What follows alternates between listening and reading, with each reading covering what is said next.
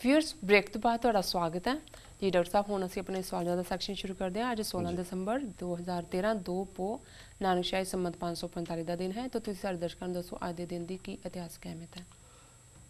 ਅੱਜ ਦੇ ਦਿਨ 1634 ਦੇ ਵਿੱਚ ਮਹਾਰਾਜ ਜਿਹੜਾ ਕਿ ਡਿਸਟ੍ਰਿਕਟ ਬਠਿੰਡਾ 'ਚ ਹੈ ਉਹਦੇ 'ਚ 6ਵੇਂ ਪਾਤਸ਼ਾਹ ਨੇ ਦੂਸਰੀ ਜੰਗ ਆਪਣੇ ਜੀਵਨ ਦੀ ਲੜੀ। ਸ਼ਾਹਜਹਾਂ ਦੀਆਂ ਫੌਜਾਂ ਜਿਨ੍ਹਾਂ ਦੀ ਕਮਾਂਡ ਲਲਾ ਬੇਗ ਔਰ ਕਮਰ ਬੇਗ ਕਰ ਰਹੇ ਸੀ जी ਔਰ ਅੰਮ੍ਰਿਤਸਰ ਦੀ ਲੜਾਈ ਤੋਂ ਬਾਅਦ ਕਿਉਂਕਿ ਉੱਧਰ ਉਹ ਗਏ ਹੋਏ ਸੀ ਸਿੱਖੀ ਪ੍ਰਚਾਰ ਦੇ ਸਿਲਸਿਲੇ 'ਚ, ਸੋ ਇਹ ਬੜੀ ਵੱਡੀ ਗੁਰੂ ਸਾਹਿਬ ਦੀ ਜਿੱਤ ਸੀ ਔਰ ਜਿਸ ਨੇ ਸਿੱਖਾਂ ਦੇ ਅੰਦਰ, ਕਿਉਂਕਿ ਮੀਰੀ ਪੀਰੀ ਦੇ ਕਾਨਸੈਪਟ ਨੂੰ 6ਵੇਂ ਪਾਤਸ਼ਾਹ ਨੇ ਅਕਾਲ ਤਖਤ ਸਾਹਿਬ ਦੀ ਸਿਰਜਣਾ, ਮੀਰੀ ਪੀਰੀ ਦੀਆਂ ਤਲਵਾਰਾਂ ਪਹਿਨਣੀਆਂ, ਸੋ ਸਿੱਖਾਂ ਦੇ ਅੰਦਰ ਇਹ ਵਿਸ਼ਵਾਸ ਪਰ ਜਿਹੜਾ ਉਹ ਭਰਿਆ ਕਿ ਮੁਗਲ ਅਜਿੱਤ ਨਹੀਂ ਨੇ, ਇਹਨਾਂ ਨੂੰ ਹਰਾਇਆ ਜਾ ਸਕਦਾ। ਸੋ ਇਹ ਜੰਗ ਮਹਾਰਾਜ ਦੇ ਵਿੱਚ ਜਿਹੜੀ ਅੱਜ ਦੇ ਦਿਨ ਹੋਈ जी 1846 'ਚ। ਅੱਜ ਦਾ ਦਿਨ ਹੀ ਸਾਡੇ ਲਈ ਡੂਮਸਡੇ ਵੀ ਹੈ, ਜਦੋਂ ਕਿ ਭੈਰੋਵਾਲ ਦੀ ਸੰਧੀ, ਪਹਿਲੀ ਅੰਗਰੇਜ਼ ਸਿੱਖ ਜੰਗ, ਅੰਗਰੇਜ਼ਾਂ ਨੇ ਧੋਖੇ ਦੇ ਨਾਲ ਕਿਵੇਂ ਸਾਡੇ ਰਾਜ ਦੇ ਉੱਤੇ ਲਾਹੌਰ ਆ ਕੇ ਬੈਠ ਗਏ, ਕਿਵੇਂ ਗੁਲਾਬ ਸਿੰਘ, ਤੇਜ ਸਿੰਘ, ਲਾਲ ਸਿੰਘ ਸਾਰੇ ਗਦਾਰਾਂ ਦੀ ਬਦੌਲਤ ਜਿਹੜੀ ਹੈ ਉਹ ਜੰਗ ਦੀ ਫੌਜਾਂ ਜਿੱਤ ਕੇ ਅੰਤ ਨੂੰ ਹਾਰੀਆਂ ਨੇ, ਸ਼ਾਹ ਮੁਹੰਮਦ ਨੇ ਜਿਵੇਂ ਕਿਹਾ।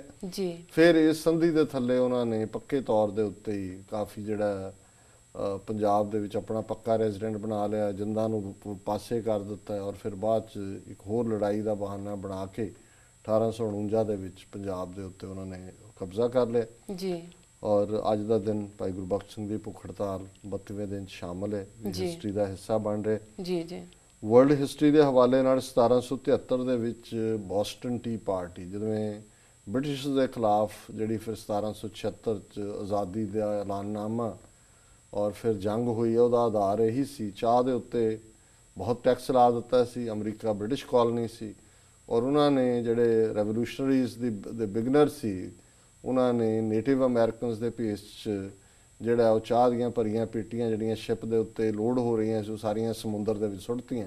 ਇਵੇਂ ਇਸ ਦੀ ਸ਼ੁਰੂਆਤ ਹੋਈ ਰੈਵੋਲੂਸ਼ਨ ਦੀ, ਤਾਂ ਉਹਨੂੰ ਅੱਜ ਵੀ ਬੜੇ ਫਖਰ ਨਾਲ ਬੋਸਟਨ ਟੀ ਪਾਰਟੀ ਕਿਹਾ ਜਾਂਦਾ ਹੈ। ਸੋ ਟੀ ਪਾਰਟੀ ਸਮੁੰਦਰ 'ਚ ਸੀ ਕਿ ਵੀ ਕਰਕੇ ਇਹਨਾਂ ਦਾ ਜਿਹੜਾ ਹੈ ਉਹ ਰਿਜੈਕਟ ਕਰੋ ਇਹਨਾਂ ਨੂੰ। जी ਸਾਇੰਸਦਾਨ ਐਲਬਰਟ ਆਇਨਸਟਾਈਨ ਨੇ ਅੱਜ ਦੇ ਦਿਨ ਹੀ ਆਪਣੀ ਜਿਹੜੀ ਥਿਊਰੀ ਆਫ ਰਿਲੇਟਿਵਿਟੀ ਹੈ ਉਹ ਪਬਲਿਸ਼ ਕੀਤੀ।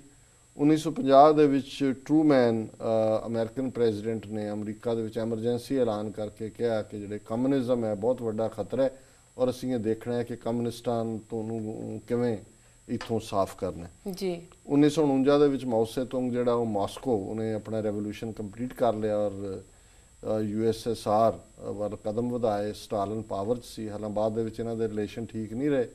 ਚੀਨ ਰਸ਼ੀਆ ਦਾ ਟਕਰਾਅ ਵੀ ਹੋਇਆ ਬਾਰਡਰ ਦੇ ਰਾਹੀਂ, जी ਲੇਕਿਨ ਉਹਦੀ ਵਿਜ਼ਿਟ ਮਾਓ ਸੇ ਤੁੰਗ ਦੀ ਮਾਸਕੋ 'ਚ 1949 'ਚ ਅੱਜ ਦੇ ਦਿਨ ਹੋਈ। 1962 ਦੇ ਵਿੱਚ ਨੇਪਾਲ ਦੇ ਰਾਜੇ ਨੇ ਆਪਣੇ ਕਨਸਟੀਟਿਊਸ਼ਨ ਦੇ ਵਿੱਚ ਅਮੈਂਡਮੈਂਟ ਕਰਕੇ ਨੇਪਾਲ ਨੂੰ ਇੱਕ ਹਿੰਦੂ ਰਾਸ਼ਟਰ ਡਿਕਲੇਅਰ ਕੀਤਾ।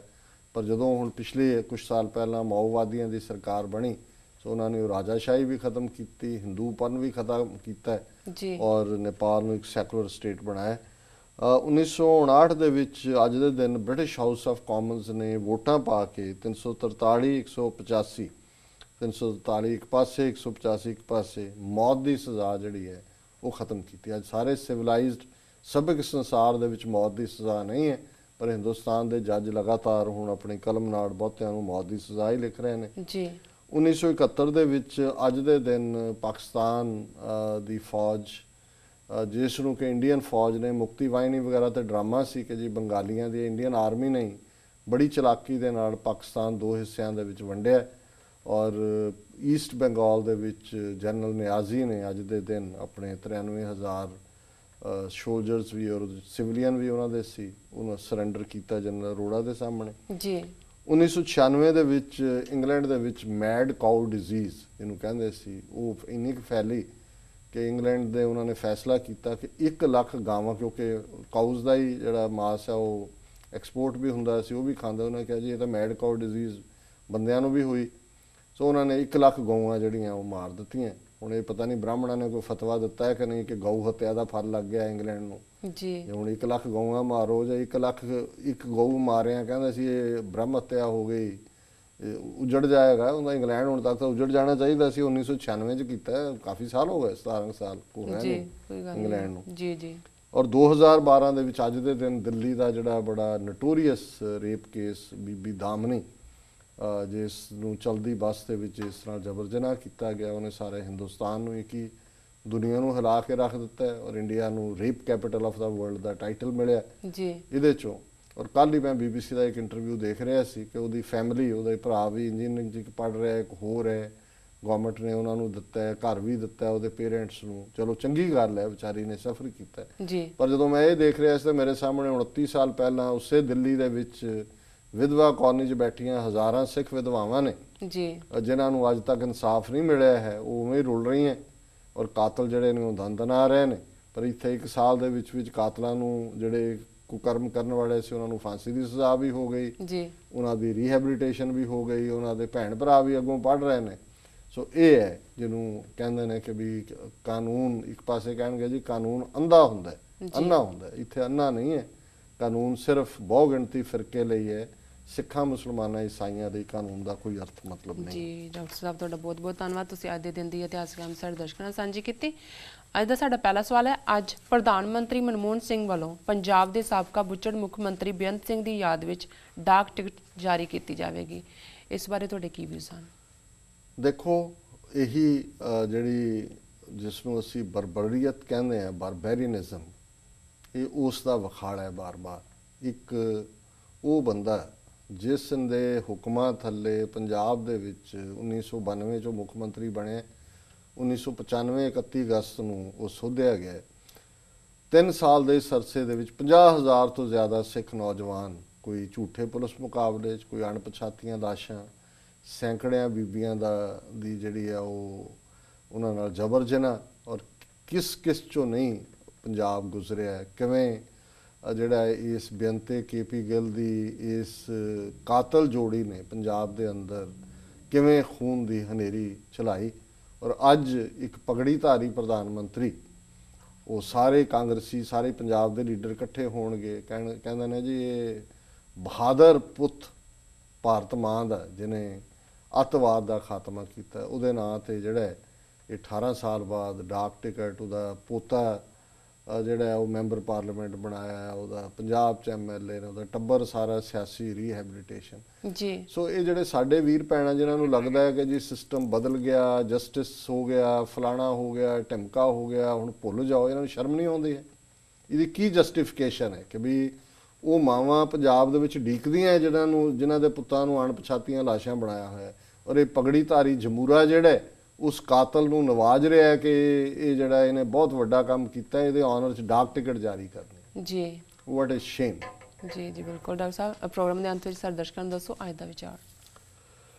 ਅੱਜ ਦੇ ਵਿਚਾਰ ਲਈ ਅਸੀਂ ਭਾਈ ਨੰਦ ਲਾਲ ਜੀ, ਜਿਹੜੇ ਕਿ ਗੁਰੂ ਕਲਗੀਧਰ ਪਾਤਸ਼ਾਹ ਦੇ ਪਿਆਰ ਦੇ ਵਿੱਚ ਰੰਗੇ ਹੋਏ, ਉਹਨਾਂ ਦੇ ਦਰਬਾਰ ਦੇ ਵਿੱਚ ਹਮੇਸ਼ਾ ਹੀ ਉਸ ਨਾਮ ਰੰਗ 'ਚ ਰੰਗੇ, ਉਹਨਾਂ ਦੀ ਕਲਮ ਫਾਰਸੀ ਦੇ ਵਿੱਚ ਚੱਲਦੀ ਹੈ ਜੀ। ਉਹਨਾਂ ਦੀ ਗਜ਼ਲ ਨੰਬਰ 28 ਚੁਣੀ ਹੈ, ਔਰ ਉਹਦੇ 'ਚ ਭਾਈ ਸਾਹਿਬ ਕਹਿੰਦੇ ਨੇ, ओरिजिनल मूल पर्शन है, गर दस्त मन हमेश पे कार में रवद, मन चूं कुनम के दिल बा सूए यार में रवद, आवाज़े लन तरानी बा हरदम बा गोशे दिल, मूसा मगर बा दीदने दीदार में रवद, ई दीदा नेस्त आ के अज ओ अश्क में चकद, जामे मोहब्बत अस्त के सरशार में रवद, दिलदार ओ दिल जे बसके यके अंध दर वजूद, जां दिल हमेशा जानबे दिलदार में रवद, हर दर दो कौन गर्दने ऊ सर बुलंद शुद्ध, मंसूर वार हर के सुए दार में रवद, गोया जे ज़ात दोस्त हकीकी हयात याफत, दीगर चिरा बाकू चाए खुमार में रवद। इस दा पंजाबी अनुवाद प्रिंसीपल हरभजन सिंह जी ने कीते। जी। हथ असाडा भावें यारो धंधियां दे वल जांदा, जी। की करिए ਪਰ ਦਿਲ ਸਾਡਾ ਵੱਲ ਗੁਰੂ ਦੇ ਜਾਂਦਾ। ਤੂੰ ਨਹੀਂ ਵੇਖ ਸਕੇਗਾ ਦੀ ਸਦ ਚਾਹੇ ਕੰਨੀ ਆਵੇ, ਦਰਸ਼ਨ ਕਾਰਨ ਫਿਰ ਵੀ ਮੂਸਾ ਵੱਲ ਮਾਹੀ ਦੇ ਧਾਵੇ।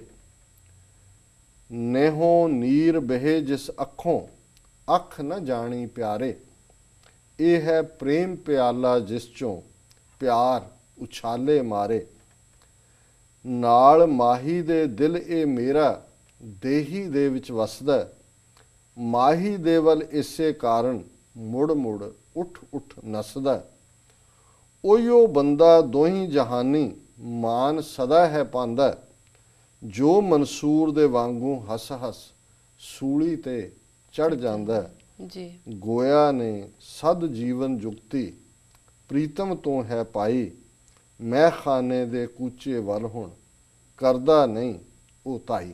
ਜੀ ਸੋ ਇਸ ਦਾ ਮੂਲ ਇਹਦੇ 'ਚ ਦੋ ਬੜੇ ਪਾਵਰਫੁਲ ਉਹਨਾਂ ਨੇ ਹਿਸਟੋਰੀਕਲ ਹਵਾਲੇ ਵਰਤੇ ਨੇ।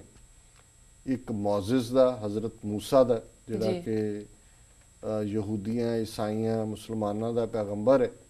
ਔਰ ਐਸਾ ਕਿਹਾ ਜਾਂਦਾ ਹੈ ਕਿ ਉਹਨਾਂ ਦੇ ਵਿਸ਼ਵਾਸ ਮੁਤਾਬਕ ਕਿ ਜਦੋਂ ਮੌਜ਼ਿਸ ਤੇ ਮੂਸਾ ਦੇ ਉੱਤੇ ਅੱਲਾ ਦਾ ਕਰਮ, ਰੱਬ ਦੀ ਰਹਿਮਤ ਹੁੰਦੀ ਹੈ, ਤੇ ਫਿਰ ਵੀ ਉਹ ਚਾਹੁੰਦਾ ਹੈ ਕਿ ਵੀ ਮੈਂ ਉਸ ਦਾ ਦੀਦਾਰ ਕਰਾਂ।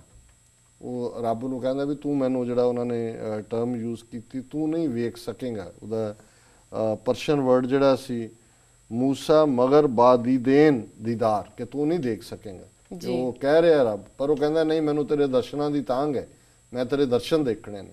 ਔਰ ਕਹਿੰਦੇ ਨੇ ਕਿ ਵੀ ਜਦੋਂ ਫਿਰ ਰੱਬ ਦਾ ਨੂਰ ਆਇਆ, ਉਹ ਇੰਨਾ ਕੁ ਆਇਆ, ਅੱਖਾਂ ਫਿਰ ਚੁੰਧਿਆ ਗਈਆਂ, ਉਹ ਦੇਖ ਨਹੀਂ ਸਕਿਆ ਕਿਉਂਕਿ ਉਹ ਤਾਂ ਨੂਰ ਹੈ। ਸੋ ਇੱਕ ਹਜ਼ਰਤ ਉਹਨਾਂ ਦੀ ਮੂਸਾ ਦਾ ਜ਼ਿਕਰ ਕੀਤਾ ਹੈ। ਦੂਸਰਾ ਉਹਨਾਂ ਨੇ, ਭਾਈ ਸਾਹਿਬ ਨੇ ਕਿਹਾ ਕਿ ਉਹੀਓ ਬੰਦਾ ਦੋਹੀਂ ਜਹਾਨੀ ਮਾਨ ਸਦਾ ਹੈ ਪਾਂਦਾ, ਜੋ ਮਨਸੂਰ ਦੇ ਵਾਂਗੂ ਹੱਸ ਹੱਸ ਸੂਲੀ ਤੇ ਚੜ ਜਾਂਦਾ। ਕਿ ਜਿਹੜਾ ਪਿਆਰ ਦਾ ਰਸਤਾ ਹੈ ਜੀ, ਇਨਫੈਕਟ ਜਦੋਂ ਅਸੀਂ ਸਰਦਾਰ ਵੀ ਕਹਿੰਦੇ ਹਾਂ, ਸਰ ਕਪੂਰ ਸਿੰਘ ਇਸ ਦਾ ਅਰਥ ਕਰਦੇ ਸਨ ਸਿਰ ਦੇਣ ਵਾਲਾ। ਦਾਰ ਸ਼ਬਦ ਸੂਲੀ ਲਈ ਹੈ ਫਾਰਸੀ ਦੇ ਵਿੱਚ, ਜੀ ਜਿਹੜਾ ਸੂਲੀ ਤੇ ਚੜ ਜਾਏ। ਹੁਣ ਜਿਹੜਾ ਇਹ ਸਿਰ ਆਪਣੀ ਤਲੀ ਤੇ ਰੱਖਿਆ ਕਿ ਉਹ ਸੂਲੀ ਤੇ ਚੜਨ ਨੂੰ ਤਿਆਰ ਹੈ, ਮਰਨ ਨੂੰ ਤਿਆਰ ਹੈ, ਜੀ। ਸਰਦਾਰ ਉਹ ਹੈ। ਸੋ ਜੋ ਤੋਂ ਪ੍ਰੇਮ ਖੇਲਨ ਕਾ ਚਾਓ, ਇਹੀ ਹੈ। ਜਦੋਂ ਉਹ ਪ੍ਰੇਮ ਪਿਆਲਾ ਕਹਿੰਦੇ ਨੇ ਭਾਈ ਸਾਹਿਬ, ਤੇ ਉਹ ਇਹੀ ਹੈ ਕਿ ਵੀ ਜਦੋਂ ਅਸੀਂ ਆਪਣਾ ਨਾਲ ਮਾਹੀ ਦੇ ਦਿਲੇ ਮੇਰਾ ਦੇਹੀ ਦੇ ਵਿੱਚ ਵਸਦਾ, ਮਾਹੀ ਦੇ ਵੱਲ ਇਸੇ ਕਾਰਨ ਮੁੜ ਮੁੜ ਉੱਠ ਉੱਠ ਨੱਸਦਾ। ਇੱਕੋ ਹੀ ਚਾਹਨ ਹੈ ਉਸ ਪਿਆਰੇ ਦੀ, ਉਸ ਦਿਲਦਾਰ ਦੀ, ਉਸ ਪ੍ਰੀਤਮ ਦੀ, ਜਿਸ ਦੇ ਲਈ ਸੂਲੀ ਤੇ ਚੜ੍ਹਨਾ। ਉਸ ਦੇ ਲਈ ਬੇਸ਼ੱਕ ਉਹ ਕਹਿੰਦੇ ਨੇ ਕਿ ਵੀ ਮੂਸਾ ਨੂੰ ਇਹ ਕਿਹਾ ਵੀ ਤੈਨੂੰ ਦੀਦਾਰ ਨਹੀਂ ਹੋਏਗਾ, ਪਰ ਫਿਰ ਵੀ ਮੇਰੀ ਚਾਹਨ ਹੈ ਕਿ ਮੇਰੇ ਪਿਆਰੇ ਦਾ ਮੈਨੂੰ ਦੀਦਾਰ ਹੋਏ, ਮੇਰੇ ਪ੍ਰੀਤਮ ਦਾ ਮੈਨੂੰ ਦੀਦਾਰ ਹੋਏ। ਸੋ ਜਦੋਂ ਭਾਈ ਸਾਹਿਬ ਇਹ ਸਤਰਾਂ ਲਿਖਦੇ ਨੇ ਤੇ ਉਹਨਾਂ ਦੇ ਸਾਹਮਣੇ ਗੁਰੂ ਕਲਗੀਧਰ ਪਾਤਸ਼ਾਹ ਉਸ ਜਮਾਲ ਦੇ ਵਿੱਚ, ਉਸ ਜਲਾਲ ਦੇ ਵਿੱਚ, ਅਨੰਦਪੁਰ ਦੇ ਉਸ ਦਰਬਾਰ ਦੇ ਵਿੱਚ ਮੌਜੂਦ ਨੇ। ਔਰ ਉਹ ਉਹਨਾਂ ਦੇ ਇੱਕ ਇੱਕ ਰੋਮ ਚੋਂ ਉਸ ਅਕਾਲ ਪੁਰਖ ਦਾ, ਰੱਬ ਦਾ ਜਲਵਾ ਦੇਖਦੇ ਨੇ। ਸੋ ਇਹੀ ਭਾਈ ਸਾਹਿਬ ਦੀ ਲਿਖਤ ਦੀ ਖੂਬਸੂਰਤੀ ਹੈ ਕਿ ਬੇਸ਼ੱਕ ਜਦੋਂ ਅਸੀਂ ਪੜ੍ਹਦੇ ਹਾਂ ਤਾਂ ਸਾਨੂੰ ਬਹੁਤ ਸਾਰੇ ਸਿੰਬਲ ਜਾਂ ਚਿੰਨ੍ਹ ਇਸ਼ਕ ਮਿਜ਼ਾਜੀ ਦੇ ਨਜ਼ਰ ਆਉਂਦੇ ਨੇ, ਜਦੋਂ ਉਹ ਉਸ ਕਿਸਮ ਦੇ ਸਿੰਬਲ ਇਸਤੇਮਾਲ ਕਰਦੇ ਨੇ। ਪਰ ਜਦੋਂ ਉਹਨਾਂ ਦੀ ਇਸ ਕਿਸਮ ਦੀ ਪਾਵਰਫੁਲ ਗਜ਼ਲ ਆਉਂਦੀ ਹੈ ਕਿ ਉਹ ਗੱਲ ਹੀ ਮਨਸੂਰ ਦੀ ਔਰ ਮੁਅੱਜ਼ਿਜ਼ ਦੀ ਔਰ ਸੂਲੀ ਦੀ ਔਰ ਪਿਆਰ ਦੇ ਵਿੱਚ ਆਪਾ ਕੁਰਬਾਨ ਕਰ ਦੇਣ ਦੀ ਕਰਦੇ ਨੇ, ਤੇ ਫਿਰ ਇਹੀ ਉਹ ਸਿੱਖੀ ਦਾ ਫਲਸਫਾ ਹੈ। ਜੋ ਤੋ ਪ੍ਰੇਮ ਖੇਲਨ ਕਾ ਚਾਓ, ਸਿਰ ਤਰ ਤਲੀ ਗਲੀ ਮੇਰੀ ਆਓ, ਇਤ ਮਾਰਗ ਪੈਰ ਧਰੀਜੈ, ਸਿਰ ਦੀਜੈ ਕਾਣ ਨ ਕੀਜੈ। ਕਿ ਜੇ ਤੈਨੂੰ ਪਿਆਰ ਦੀ ਖੇਡ ਖੇਡਣ ਦਾ ਸ਼ੌਕ ਹੈ ਤਾਂ ਸਿਰ ਨੂੰ ਤਲੀ ਤੇ ਰੱਖ ਲੈ ਤੇ ਮੇਰੀ ਗਲੀ ਵਿੱਚ ਆ ਜਾ। ਇਸ ਰਸਤੇ ਤੇ ਜਿਸ ਨੇ ਵੀ ਪੈਰ ਪਾਇਆ ਉਹਨੇ ਸਿਰ ਦੇ ਦਿੱਤਾ, ਪਿੱਠ ਨਹੀਂ ਦਿਖਾਈ ਹੈ। ਇਹੀ ਸਿੱਖੀ ਦਾ ਰਸਤਾ। ਅੱਜ ਭਾਈ ਗੁਰਬਖਸ਼ ਸਿੰਘ ਉਸ ਮਜ਼ਬੂਤੀ ਸਾਬਤ ਕਦਮਾਂ ਦੇ ਨਾਲ ਸ਼ਹਾਦਤ ਵੱਲ ਇੱਕ ਇੱਕ ਪੈਰ ਪੁੱਟਦੇ ਆ, ਉਸ ਮੈਸੇਜ ਨੂੰ ਸਾਨੂੰ ਯਾਦ ਕਰਵਾ ਰਹੇ ਨੇ। ਜੀ ਜੀ ਬਿਲਕੁਲ ਬਿਲਕੁਲ ਡਾਕਟਰ ਸਾਹਿਬ, ਇੱਥੇ ਲੈਣੇ ਅਸੀਂ ਆਪਣੀ ਵੀਰਸ ਕੋਲ ਇਜਾਜ਼ਤ। ਵੀਰ, ਸਾਡੇ ਪ੍ਰੋਗਰਾਮ ਦਾ ਸਮਾਂ ਸਮਾਪਤ ਹੁੰਦਾ ਹੈ। ਤੁਸੀਂ ਆਪਣੀ ਰਾਏ ਤੇ ਸੁਝਾਅ ਸਾਨੂੰ ਭੇਜਣਾ ਨਾ ਭੁੱਲਣਾ ਸਾਡੇ ਇਸ ਪਤੇ ਤੇ sos@tv84.tv ਤੇ। ਅਸੀਂ ਆਪਣਾ ਪ੍ਰੋਗਰਾਮ ਲੈ ਕੇ ਤੁਹਾਡੇ ਫਿਰ ਰੂਬਰੂ ਹੋਵਾਂਗੇ। ਤਦ ਤੱਕ ਲਈ ਮੈਨੂੰ ਤੇ ਆਪਣੇ ਡਾਕਟਰ ਸਾਹਿਬ ਨੂੰ ਆਗਿਆ ਦਿਓ। ਵਾਹਿਗੁਰੂ ਜੀ ਕਾ ਖਾਲਸਾ, ਵਾਹਿਗੁਰੂ ਜੀ ਕੀ ਫਤਿਹ।